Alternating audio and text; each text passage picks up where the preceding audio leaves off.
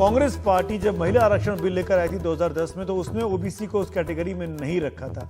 राहुल गांधी ने आज माना कि हमसे तब गलती हो गई थी, तब कांग्रेस पार्टी ओबीसी के रखे जाने के खिलाफ थी, लेकिन आज राहुल गांधी कह रहे हैं कि ओबीसी को उसमें जोड़ना चाहिए था। उस वक्त आपको याद दिलाऊं, आरजेडी और समाजवादी पार्टी ये वो पार्टियां थी जो किसी भी कीमत पर महिला आरक्षण बिल को ओबीसी कोटे के बगैर पास नहीं होने देना चाहती थी। दरअसल 3 दशकों के इस वक्फे में यह बहुत बड़ा बदलाव आया है जब से बीजेपी का उद्भव देश की राजनीति ने राष्ट्रीय स्तर पर देखा है।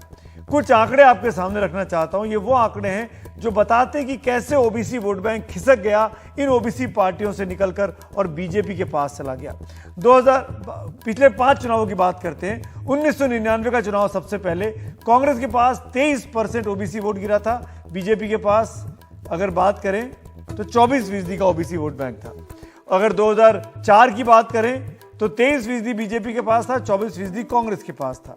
2009 की बात करें तो 22% कांग्रेस के पास था, 24% बीजेपी के पास था। अगर मैं ठीक से दिखा पा रहा हूं, आंकड़ों को आपके सामने रखूं, जो बीजेपी का नंबर है वो सैफरन रंग से है, जो कांग्रेस का नंबर है वो ब्लू स्क्रीन पे आप देख पा रहे हैं। इसी तरीके से 2014 में 34% बीजेपी के पास ओबीसी वोट चला गया जब नरेंद्र मोदी का नाम बीजेपी ने प्रोजेक्ट किया 2013 में।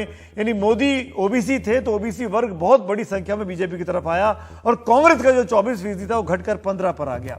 इसी तरीके से 2019 के चुनाव में जब मोदी दोबारा आए तो बीजेपी का ओबीसी वोटर 44% आ गया, कांग्रेस का वोटर 15 का 15 रहा। ये जो बीजेपी के ओबीसी वोट बैंक में इजाफा हुआ, इसकी वजह ये बताई जाती है कि ये जो ओबीसी पार्टियां थी, समाजवादी पार्टी, तेजस्वी यादव की पार्टी, इन लोगों का वोट बैंक छिटक कर बीजेपी की तरफ आया और अब इसी वोट बैंक को साधने के लिए ये पार्टियां ओबीसी के आरक्षण की मांग कर रही हैं ताकि बीजेपी के वोट बैंक में सेंध लगाई जा सके।